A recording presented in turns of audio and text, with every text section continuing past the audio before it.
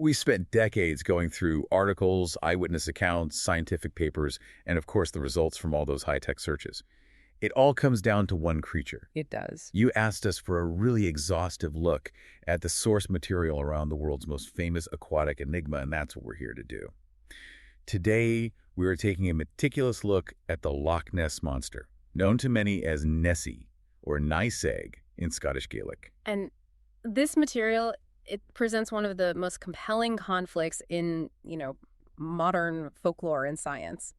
On one hand, you have this rich history that stretches back centuries. It's filled with these really compelling anecdotal story sightings, blurry photos that just captured everyone's imagination, and some very perplexing sonar readings. But on the other side of that coin, you have the scientific community. Yeah. And they're armed with, better and better technology over the years. Right. And they've provided these counter-explanations rooted in, psychology, geology, outright hoaxes, and just the simple misidentification of animals we already know exist. So our goal here isn't to solve the mystery. It's to really thoroughly examine the evidence we have. We are going to trace how a local Scottish legend just exploded into a global media phenomenon. We'll dissect the most influential pieces of evidence, both the facts and the proven fictions. Exactly. And we'll weigh the scientific conclusions against the sheer powerful persistence of this mystery in our collective imagination. It's remarkable, really, how the search for Nessie bridges so many different fields. It's a foundational topic in cryptozoology, the study of hidden or unconfirmed animals. But our sources clearly place the scientific efforts alongside studies in limnology, geology, and, as I said, psychology. We're going to track the creature's timeline from a brief mention in the 6th century all the way through to these modern high-tech searches that were conducted just last year in 2023. The 90th anniversary searches, yeah. To properly contextualize Nessie, we have to travel back, way back, over 1,400 years, long before tourism and mass media.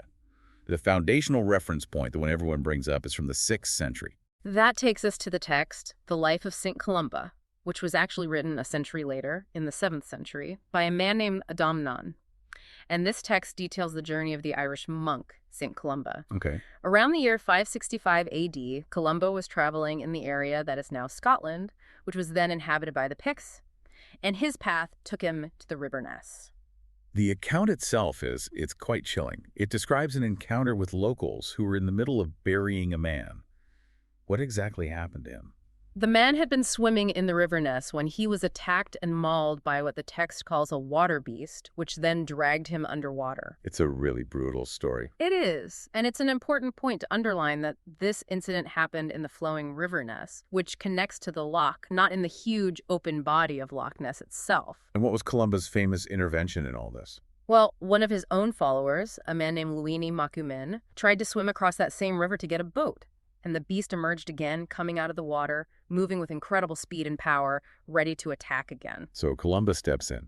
He does. The account says he immediately made the sign of the cross and commanded the creature to stop. He issued a specific instruction. Go no further. Do not touch the man. Go back at once. And the result of that command? The account claims the creature just stopped. It halted its pursuit instantly, retreating as if it had been pulled back with ropes. This allowed the swimmer to get back safely, and of course the witnesses saw it as a miracle. So that event really cemented the idea that the waters in that area held something uniquely dangerous, monstrous even. Absolutely. But while that narrative is captivating, the source material also forces us to apply a critical lens to its, historical reliability. Right. It's not just a simple eyewitness report. No, not at all. Skeptics point out that this story is found within a hagiography, which is a biography of a saint written specifically to promote their holiness and their power. And these water beast stories were, frankly, standard literary motifs in medieval hagiographies all over Europe. They were often included to highlight the triumph of Christianity over pagan evil or just the dangers of the natural world. So the possibility exists that this is a common story structure that just got attached to this specific location. And beyond that, the story might not even be original to that time period. Correct. Research suggests that this particular narrative might have been influenced by much older indigenous Irish myths. Such as? Specifically, the Carnac and the Oilafeist. Yeah. These were mythological sea serpents or monsters in Irish folklore, and they could have provided the template for the beast in the River Ness.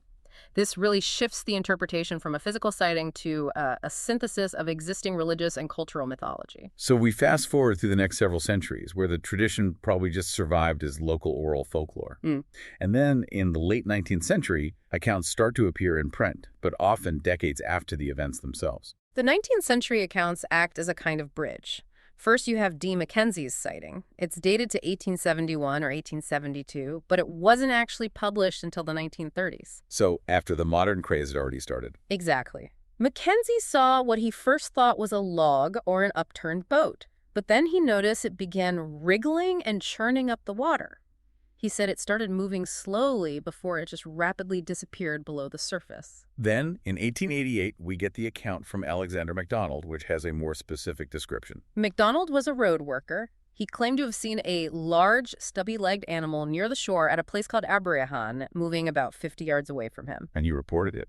He did. He reported it to a local water bailiff and described the creature as looking like a salamander, so a broad, sort of amphibian appearance, which is very different from the serpentine or whale-like descriptions that would dominate later on.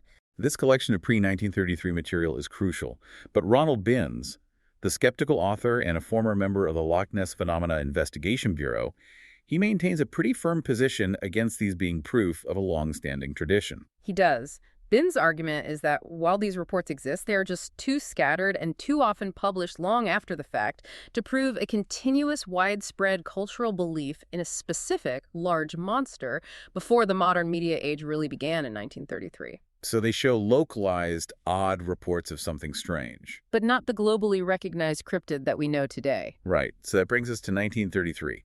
This is the undeniable inflection point. If the previous centuries were just whispers, 1933 was a global amplification that just fundamentally changed the perception of Loch Ness, and it all seems to center on Aldie Mackay's sighting. This is the critical moment. On April 15, 1933, Aldie Mackay and her husband John were driving along the newly improved A82 road.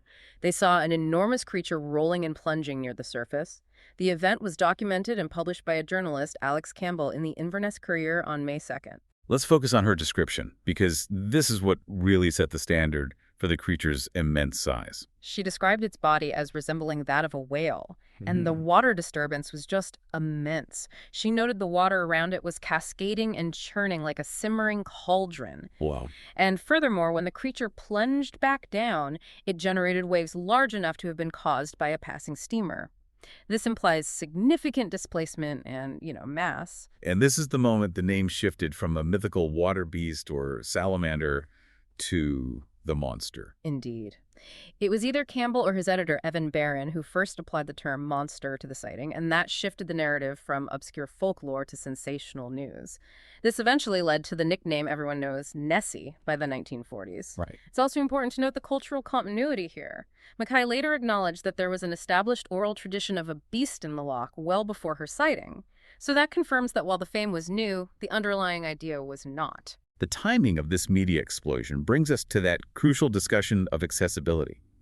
It's often said that the sudden appearance of the monster was a direct result of new infrastructure. The construction and opening of the extensive road upgrade along the loch in early 1933 is often treated as the catalyst. It certainly dramatically increased traffic, bringing far more tourists and construction workers into constant visual range of the water. More eyeballs on the loch inevitably meant more reports. Yet, as you mentioned, the source material offers a counter-argument to the idea that the loch was newly accessible. Yes.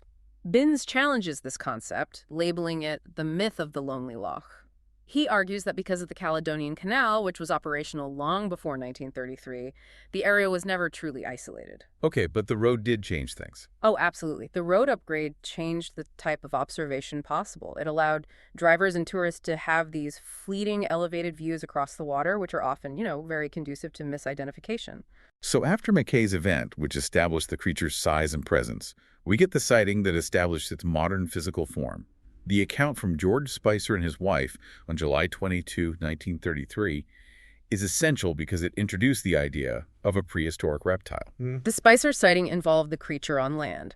They were driving when a long-necked animal, which they estimated to be about 25 feet long and 4 feet high at the body, crossed the road right in front of their car before disappearing into the loch. That description is almost cinematic. It is. Spicer detailed a large, slow-moving body with a long, wavy, narrow neck. He compared its thickness to an elephant's trunk. And crucially, he noted it moved with an undulating motion, describing it as moving up and down in the manner of a scenic railway. And that led him to his famous conclusion. It did. He said it was the nearest approach to a dragon or prehistoric animal that I have ever seen in my life. That, quote, combining a dragon, a prehistoric animal, and that specific serpentine neck motion that really cemented the plesiosaur-like imagery that has defined the Nessie hunt ever since, hasn't it? Precisely. This account, which was published in early August 1933, established the visual archetype. However, the source material presents compelling modern research that casts serious doubt on the origin of that archetype. Okay, let's unpack that. The 2013 research from Columbia University suggests this plesiosaur image may have been borrowed from popular culture at the time. They noted that the film King Kong was a massive cinematic hit in London in August 1933, which coincides perfectly with the publication of Spicer's story. And King Kong features. It features a very famous scene with a long-necked dinosaur, a brontosaurus swimming and then emerging from the water. The researchers proposed that Spicer's description, either consciously or unconsciously, may have been fictionalized or at least heavily influenced by this visually powerful media spectacle. It provided the template for the dragon-like creature. So the iconic image of Nessie, the long-necked dinosaur, might have been seeded by a Hollywood blockbuster rather than a genuine observation.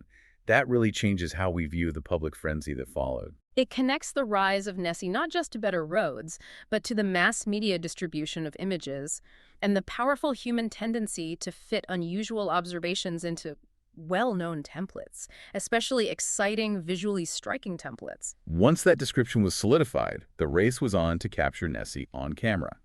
This brings us into the era of photography, where the evidence quickly becomes either a case of misidentification or, in some cases, outright elaborate deception.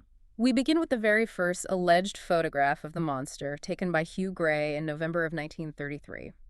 The image is notoriously blurry, showing a dark, distant shape. So what are the leading theories for what Gray actually photographed? There are a couple of strong candidates for misidentification. Gray had been walking his Labrador, and some analysts suggest the image is simply the head of his dog retrieving a stick, just distorted by distance and the low quality of the photo. And the other theory? More comprehensively, Maurice Burton's 1963 analysis of lantern slides concluded that the shape was consistent with an otter rolling in the water.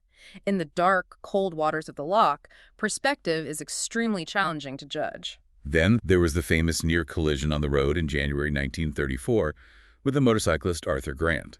That also led to a sketch. Grant was a veterinary student, and he was quite specific in his description. A cross between a seal and a plesiosaur, scurrying back toward the water. But another zoologist weighed in on that one, too. Yes. When Maurice Burton examined Grant's drawing, the second piece of visual evidence, he found the morphology and the behavior to be perfectly consistent with a large otter, maybe startled and scrambling for cover, magnified by the poor light of a moonlit night at 1 in the morning. Okay, so now we arrive at the image, the one that defined the mystery for 6 decades. The surgeon's photograph of 1934. It's essential we spend some real time dissecting this image and its eventual debunking. This photograph, published in the Daily Mail and attributed to a Dr. Robert Kenneth Wilson, a London gynecologist, became the undisputed iconic vision of Nessie, a small serpentine head on top of a swan-like neck protruding about 3 feet above the water. Its composition suggested elegance and scale. Why did this one image have so much power, even more than other, maybe clearer sightings? Its success was threefold. First, the alleged source, a respectable London surgeon, gave it immediate perceived credibility. Second, the visual simplicity perfectly matched that King Kong-inspired plesiosaur archetype we just talked about. And the third reason? Third, and this is critical, the photo was almost always published cropped. That cropping created the illusion of a massive distant beast rising from huge churning waves. But the reality, as later investigation revealed, was completely different when you look at the full, uncropped image. Yes, analysis of the uncropped photograph, which included the distant shoreline, was the first nail in the coffin. Researchers realized the object was minuscule. They estimated it to be only about 60 to 90 centimeters, or 2 to 3 feet long. So tiny. Tiny. And the ripples around the object, they were far from the product of a massive creature. They were consistent only with small, localized movements, like a child's toy being pulled through the water. The low camera angle also really contributed to the dramatic effect. And the definitive proof that the image was a fake was shocking, not just because of the deception, but because of how complex the hoax was. The confirmation came officially in 1994, though details had been circulating since a newspaper report in 1975. The mastermind was a man named M.A. Wetherell. He was a big game hunter who'd been hired by the Daily Mail to find the monster in 1933. And he'd been publicly ridiculed. Right. Exactly. He was ridiculed after his supposed footprint findings were exposed as a hoax that involved a hippopotamus foot umbrella stand. So the surgeon's photo was Wetherell's calculated act of revenge against his former employer. Who were his co-conspirators? It was an elaborate four-person operation. Wetherell's son, Ian Wetherell, helped out. Maurice Chambers, an insurance agent, handled the logistics. And most critically, Christian Sperling, Wetherell's stepson and a talented sculpture specialist, built the physical prop. He built the monster. He did. Sperling fabricated the monster's head and neck using wood putty, which was then attached to a small toy submarine he bought from Woolworths. The level of detail required, even just to sink the model, is as compelling as the photo itself. They tested the model's buoyancy in a local pond before they even took it to Loch Ness. Ian Wetherell was the one who actually captured the photographs. They then passed the photographic plates to Dr. Wilson, the London surgeon, who was a friend of Chambers and, in Sperling's account, was happy to play along with a good practical joke. And Wilson then sold the images to the Daily Mail. The timeline of the confession is a bit complex, too, which adds to the intrigue. Sperling didn't confess until 1991, decades later, when he was an old man. He detailed the entire process. The key takeaway from this part of the source material is the sheer impact of a successful media hoax. For decades, the world believed in a creature based on a putty head attached to a toy submarine, bought for a few shillings. And the final, almost mythical detail of this hoax, what actually happened to the model itself? Sperling confirmed that when a water bailiff was spotted approaching them on the shore, Wetherell panicked and quickly sank the toy submarine with his foot. So the most iconic artifact of the entire Loch Ness legend, the fake head and toy body is, and I quote, presumably still somewhere in Loch Ness. An artifact of deception resting at the bottom of the loch. That's incredible. It's ironically now a legitimate part of the mystery. It is. While the surgeon's photo cemented the neck, other pieces of visual evidence focus more on the large body, or the humps. And that starts with Tim Dinsdale's 1960 film. Dinsdale was an aeronautical engineer, and he was completely dedicated to proving the monster's existence. He captured about 40 feet of 16mm film, showing a distinct dark hump moving across the loch. He described it, looking through binoculars, as being mahogany red with a blotch on its side. It seemed to be moving on its own. This film gained immediate, serious traction because it was reviewed at a very high level, didn't it? It did. In 1966, the film was analyzed by JARIC, the Joint Air Reconnaissance Intelligence Center, which is a key military intelligence unit. The fact that a defense intelligence organization was examining amateur cryptid footage tells you everything about the level of public and even political interest Nessie had generated. And their initial report. JARIC's initial report, based on sophisticated photogrammetry, concluded that the object was probably animate. That finding must have been a huge boost to the believers. But the source material confirms this conclusion was eventually revised. Yes. Subsequent analysis indicated Dinsdale likely just filmed a boat. Probably a launch or a small fishing vessel, just in poor lighting.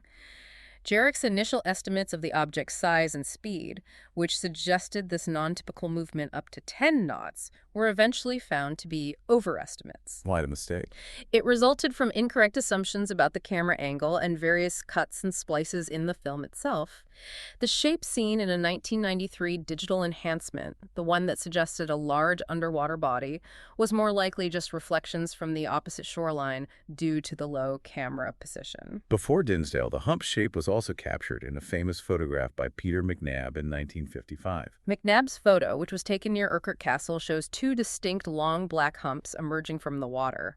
This photo was highly influential after it was published in Constance White's 1957 book, but its credibility took a severe hit when a researcher named Roy Mackall got his hands on the original negative. And what did Mackall discover about the negative? He found the original negative was different from the published print. A tree that was visible in the foreground of the widely distributed photograph was just absent in the original negative, suggesting it was doctored. It highly suggests the published image was doctored, likely by rephotographing a manipulated print, probably to enhance or isolate the perceived humps. It makes it far less reliable as evidence. Finally, we should briefly mention the most obviously staged visual evidence. The 1977 Loch Ness Muppet photo. Ah, yes. This image, taken by Anthony Doc Shields, who is a magician, shows a very crude, almost translucent shape that quickly got the nickname the Loch Ness Muppet. He claimed to have summoned it, didn't he? He did. Shields openly claimed to have deliberately summoned the creature out of the water while he was camping near Urquhart Castle. The lack of natural ripples and the obvious staged look meant that, unlike the surgeon's photo, this image was almost instantly dismissed by serious investigators, though it remains a fun footnote in the history of hoaxes. As the visual evidence proved to be more and more unreliable, the efforts to confirm Nessie shifted from amateur photographers to these highly organized, systematic scientific searches, often using expensive new technologies. This was a really serious pivot in the mystery. The first true organized response to the 1933 frenzy was the Edward Mountain expedition in 1934.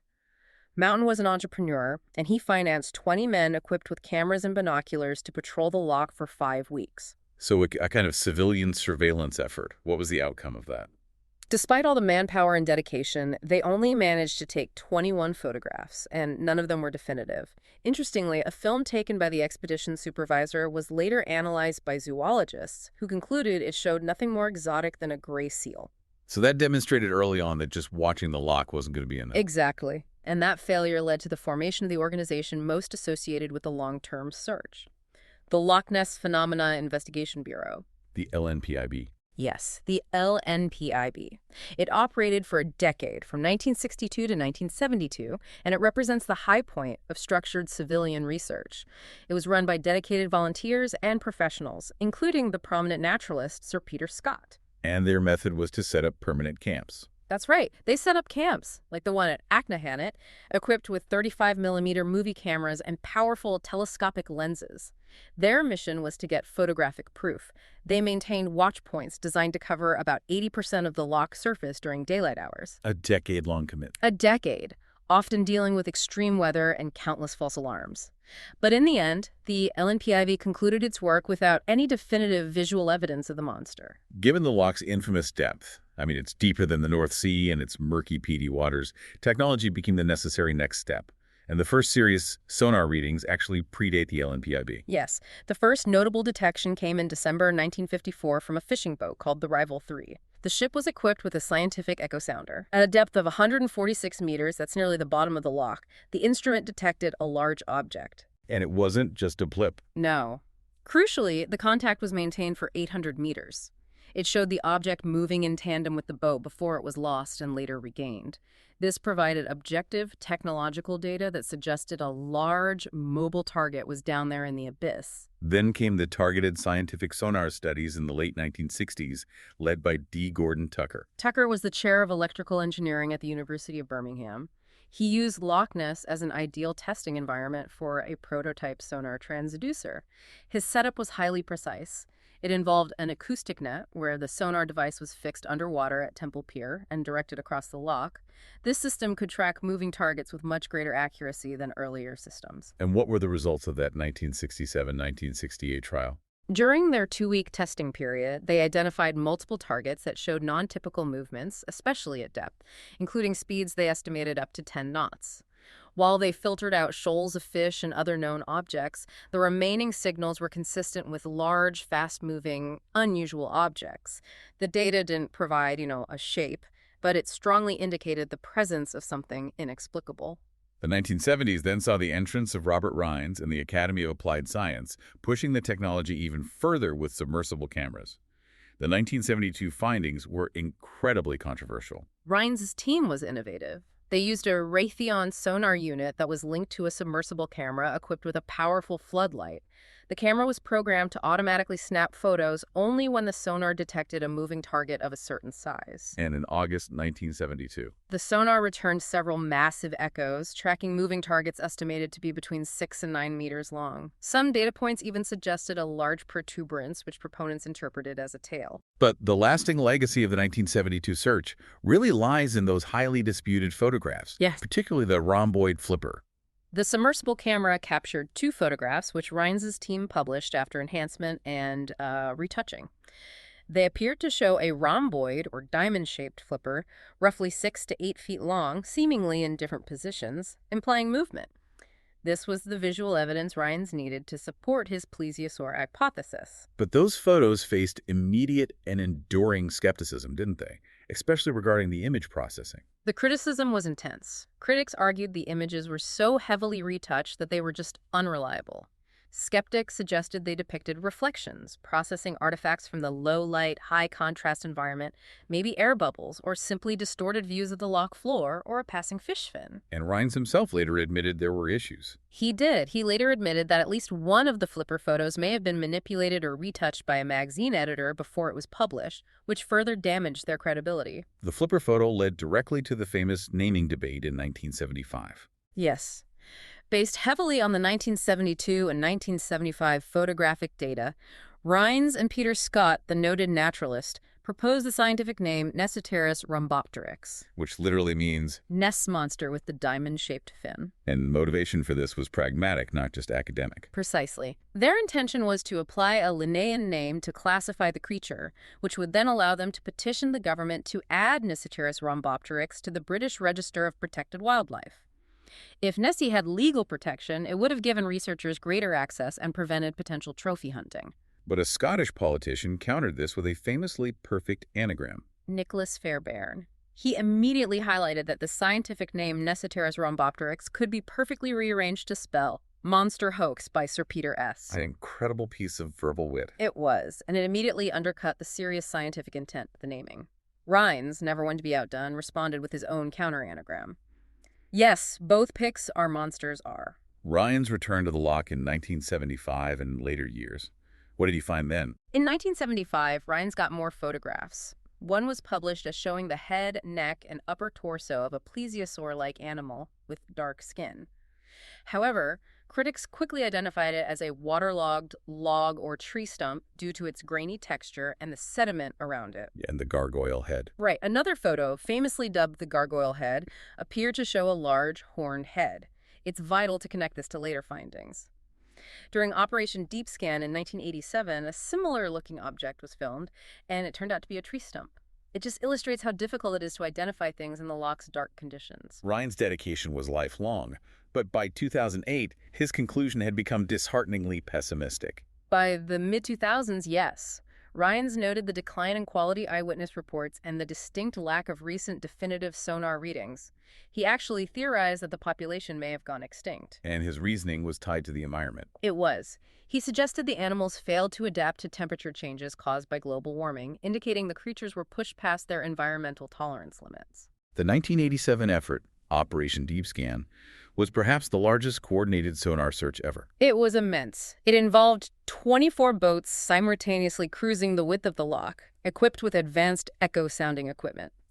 They effectively created a vast sonar curtain that swept the entire depth of the loch. And what was the immediate striking result? The BBC reported that scientists made significant sonar contact with an object of unusual size and strength. Daryl Lawrence, the sonar expert who donated the sophisticated equipment for the search, personally examined the returns. He was categorical in his assessment, saying, "There's something here that we don't understand, and there's something here that's larger than a fish, maybe some species that hasn't been detected before." But did the final analysis maintain that sense of mystery? The ultimate consensus was less dramatic. While the original contact was highly intriguing, subsequent analysis suggested the object was either dense debris or possibly seals which had entered the loch from the River Ness. But that initial robust contact during the sweep remains a potent anecdotal piece of technological evidence for proponents. By the 21st century, technology reached a level where a massive, unknown creature should, theoretically, be impossible to miss. This brings us to the BBC's highly comprehensive search in 2003. The 2003 search really set a new standard for thoroughness. They used 600 separate sonar beams and supplemented the effort with satellite tracking. This gave them the ability to identify objects as small as a buoy with high certainty. And the conclusion? It was decisive. After mapping every corner of the loch, no animal of substantial size was found.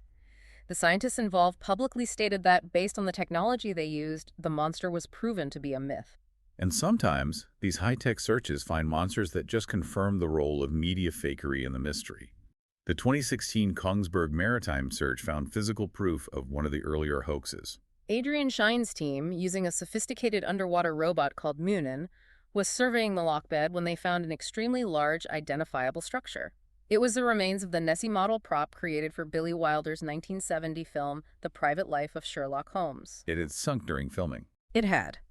The prop was designed with humps and a neck, but during filming, the humps were removed to make it look more subtle.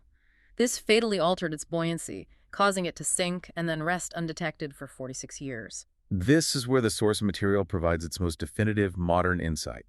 The 2018 DNA survey promised to reveal the biological truth of what lives in the loch. This was a landmark international study. The team systematically sampled the lake's environmental DNA, or eDNA, the genetic material left behind by organisms through skin, mucus, or waste. The initial goal was to check for the presence of large, exotic fauna. And what were the major conclusions based on the DNA they didn't find? The results, published in 2019, were highly revealing in their negative findings. They found no DNA evidence whatsoever for large, deep-water predators like sharks, so no Greenland sharks, or large sturgeons, or Wells catfish. And most significantly for the popular theory, No reptilian sequences were found. Professor Neil Gemmell, the study leader, stated with confidence that we can be fairly sure that there is probably not a giant scaly reptile swimming around in Loch Ness. But the study did identify a massive abundance of one specific type of creature. European eels. The loch is teeming with them. The eDNA sample showed a surprisingly high volume of eel genetic material, suggesting a very large, very healthy population. This led Professor Gemmell to suggest that unusually large eels, potentially much greater in size than those normally recorded, might account for many of the sightings, especially the long, dark, undulating shapes seen near the surface. So the hypothesis is based on abundance, even if no extreme specimens have actually been caught. Correct. The data confirms the eels are omnipresent and numerous, making them the most statistically likely candidate for misidentification, based purely on biology, especially when you factor in the effects of perspective and refraction in water. And finally, just last year, the 90th anniversary of the modern sighting reignited interest, triggering another highly publicized search. The 2023 effort was marked by a lot of public enthusiasm and the use of modern tools like thermal imaging drones, which can detect heat signatures from the air, and hydrophones, which are underwater microphones. Despite a massive turnout, the search yielded no conclusive visual proof. Yeah, the sounds. The sounds recorded on the hydrophones, which initially sparked a lot of excitement, were ultimately deemed to be nothing more exotic than probably ducks. So given the systematic failure of technology to find a creature of substantial size, combined with the proven history of hoaxes, the most intellectually honest approach now is to categorize the natural and psychological phenomena that create the illusion of Nessie. The source material is rich with these competing explanations. We can start with the known animals, even those whose DNA presence was later discounted, as they represent historic popular theories of misidentification. The elephant theory, for instance. That seems entirely based on the interpretation of one key photo. That theory, first posited in 1979, suggested that the iconic surgeon's photograph was, in fact, the top of a swimming elephant's head and trunk. And this gained more support later. In 2006, yes. Paleontologist Neil Clark suggested that traveling circuses, which frequently toured the highlands in the 1930s, might have routinely allowed their elephants to bathe in the cool, deep water of the loch. The elephant's trunk, visible above the surface, could easily be mistaken for a long serpentine neck. And before the DNA evidence was published, two other large fish theories had significant traction. The Greenland shark theory was proposed in 2013 by zoologist Jeremy Wade. These sharks can reach up to 20 feet in length, they're dark, and they're known for incredibly long lifespans. Critically, one biologist noted that Greenland sharks have been known to survive in fresh water, so they could have entered the loch to feed on abundant salmon. And the other one was the Wells catfish. Yes, a theory supported by longtime Nessie searcher Steve Feltham in 2015. The Wells catfish is a large species introduced to British waters in the late 19th century. But both the shark and catfish theories were comprehensively undermined by the 2018 DNA study. Exactly. The eDNA results confirmed the absence of any genetic material from either sharks or large Wells catfish, making it extremely unlikely they exist in the loch in any significant number, if at all. This leaves the giant eel hypothesis as the leading biological explanation. Let's elaborate on the eel hypothesis, since it's the scientifically favored position for explaining biological sightings. Well, the European eel is not only abundant, its DNA is everywhere in the loch, but its movement patterns are highly deceptive. They can move with a powerful serpentine motion, and if an unusually large specimen were to rise to the surface, the combination of its dark color, size, and movement would perfectly fit descriptions of the long, dark humps that are reported. And while the typical eel is only a few feet long. Professor Gemmell points to historical examples of gigantism in certain fish species when they're placed in unique environments. He suggests the extreme depth and isolation might contribute to abnormal growth, though this remains unproven until a specimen is actually caught. Beyond known animals, misidentification of inanimate objects or unique natural effects is also a major source of sightings. This is where we account for the seemingly massive surface disturbances. We often hear about boat wakes. If a small vessel passes, its wake can persist and be mistaken for a V-shaped pattern created by a submerged creature, especially if the boat itself has since disappeared from view. Right. David Monroe's sighting of a zigzagging wake, which was witnessed by 26 people, is often attributed to a boat wake. The most colorful explanation for the classic hump sighting, though, is the decomposing timber theory. This was Maurice Burton's hypothesis from 1982. Loch Ness has a deep layer of peat sediment, and submerged Scots pine logs trapped in the cold abyss can begin to ferment. Okay. Burton proposed that this fermentation process builds up internal gas pressure inside the resin seal of the log. When the pressure reaches a critical point, the gas escapes, violently propelling the log to the surface. As it sinks and rises, with branch stumps sticking out, it perfectly mimics the shape and motion of a dark, rolling hump. The Daily Mirror even published a photo in 1933 of a washed-up, queerly shaped tree trunk they suggested might be the culprit. Then there is the fascinating link to the region's unique geology. Loch Ness lies directly on a major fault line. That is the geological theory championed by Luigi Picardi. Loch Ness is situated within the Great Glen Fault system, which is capable of generating microseismic activity and gas releases. Picardi suggests that these geological events could cause massive, sudden surface disturbances that are mistakenly attributed to a living creature. And this theory even links back to the original 6th century account. Crucially, yes. Picardi notes that the description of the beast's emergence in the St. Columba text uses the phrase cum ingenti fremitu, which means with loud roaring or with a mighty crash. This could be interpreted as the sound of a small seismic event or a major gas release, the earth roaring, rather than the vocalization of a creature. That noise, paired with a massive surface disturbance, provides a natural explanation for the earliest recorded event. The role of light and atmosphere is also critical for generating false sightings from the shore. W.H. Len's work on atmospheric refraction is central here. Refraction can dramatically distort the shape and size of distant objects, particularly at certain times of day over cold water. This can create mirages, making distant, still objects, like a rock or a log, appear to have a raised head and neck, or make a small animal appear enormous. And he proved this was possible. He did. Len successfully photographed a rock mirage on Lake Winnipeg that perfectly mimicked the classic Nessie profile, proving the possibility of optical deception. Finally, we have to acknowledge the sheer power of folklore and human psychology in driving and maintaining this belief. Banks Sjogren argued that modern monster beliefs are an evolution of older Scottish legends, specifically the Kelpies or water horses. These myths were culturally significant, often intended to keep children and livestock away from dangerous water. As modern society learned about extinct species, like the plesiosaur, the descriptions of the Loch monsters naturally evolved to reflect that more scientific template. And this all feeds into the sociological conclusion that the monster is sustained by expectation. Ronald Binns summarized it powerfully. The monster is fundamentally a sociological phenomenon.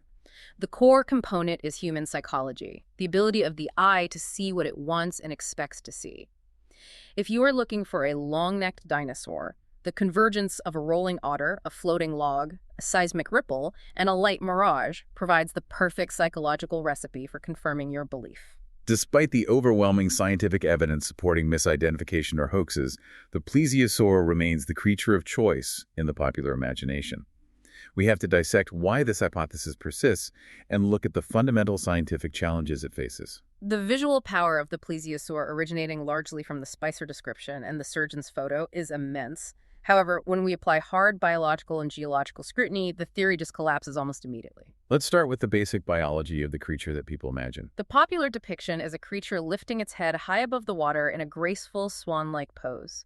But the known fossil evidence of plesiosaur osteology, the bone structure of the neck, makes this posture impossible. Leslie Noah of the Sedgwick Museum stated definitively that the neck anatomy makes it absolutely certain that the plesiosaur could not lift its head up swan-like out of the water. Their necks were rigid and designed for underwater mobility, not high vertical extension. The environment of Loch Ness itself also poses massive logistical problems for a plesiosaur population. The first is the age of the loch. Loch Ness is geologically young, dating back only about 10,000 years to the end of the last ice age. It was covered in ice for 20,000 years before that. A large, complex reptile population requires a stable, ancient environment, not a recently thawed freshwater reservoir. Then there is the issue of sustaining a population of massive animals. Loch Ness is classified as an oligotrophic loch. It's very deep but nutrient poor. Specifically, it lacks the vast plankton and small fish populations needed to sustain a viable breeding population of large marine reptiles. They would starve. If they were to exist, they would need a constant supply of large salmon, which the loch just does not produce in sufficient numbers to feed multiple plesiosaurs over generations. And the final nail in the plesiosaur coffin relates to their need to breathe. Plesiosaurs were air-breathing reptiles. They would need to surface frequently, likely several times an hour, to breathe. If a breeding population existed, we would expect hundreds of sightings per day, not the sporadic, often ambiguous sightings we've seen over the past century. But proponents of the idea, like Ryans and Scott, they did offer counterpoints to try and keep the hypothesis alive. They speculated on evolutionary adaptation. They suggested that a small population of marine creatures somehow became trapped when the loch was cut off from the sea and subsequently evolved to survive in the freshwater environment, a case of convergent evolution that led to the modern creature. Robert Rines theorized that the horns reported in some sightings were actually adapted breathing tubes or specialized nostrils, allowing the creature to breathe with minimal disturbance to the water surface, thus minimizing sightings. And there are newer paleontological findings that partially address the freshwater issue. That is correct. Newer fossil discoveries, such as those related to the Leptocladidae plesiosaur family, suggest that some plesiosaur lineages were capable of inhabiting freshwater river systems and lakes. This addresses the challenge of salinity. But it doesn't solve the other problems. No. Even if they could tolerate fresh water, this finding does not solve the issues of the loch's young age, the lack of food supply, or the biomechanics of the neck. So to synthesize this exhaustive material, the Loch Ness Monster mystery is a remarkable complex tapestry. It's an intricate blend of established local folklore, the Kelpie legends, intertwined with predictable natural phenomena, like geological disturbances along the Great Glen Fault and unique atmospheric refraction effects. And crucially, the global fame of Nessie was forged and sustained by human ambition. The widespread, decades-long success of outright hoaxes, most notably the surgeon's photograph, which provided the perfect, marketable image of the creature. And if we discard the folklore, the hoaxes, and the psychological effects, what remains the strongest scientific conclusion based on the actual objective investigation? The current, most robust scientific evidence comes from the 2018 DNA survey. That study conclusively ruled out any large, exotic candidates like sharks, sturgeon, or reptiles. The massive quantity of European eel DNA makes the giant eel hypothesis the strongest contender. It is the most abundant large life form in the loch, and while the extreme size is unproven, the statistical likelihood of eels being misidentified is overwhelmingly high. Yet despite the scientific closure from the 2003 sonar sweep and the 2018 DNA results, the enthusiasm for searching, as we saw with the 2023 efforts, continues unabated. The cultural power of this mystery is seemingly impervious to scientific facts. That cultural power stems from the landscape itself. Loch Ness is deep, dark, and remote. It feeds the human desire for an unexplained wonder that defies rational explanation. Which leaves us with a provocative thought for you to consider as you reflect on this material. Given the extreme depth and murky conditions of Loch Ness, and acknowledging the demonstrated 90-year history of human error, misinterpretation, and psychological expectation, what is the realistic chance that a hypothetical large, unknown creature could possibly remain definitively undetected indefinitely in this modern era of constant multi-platform technological surveillance? Thanks for listening.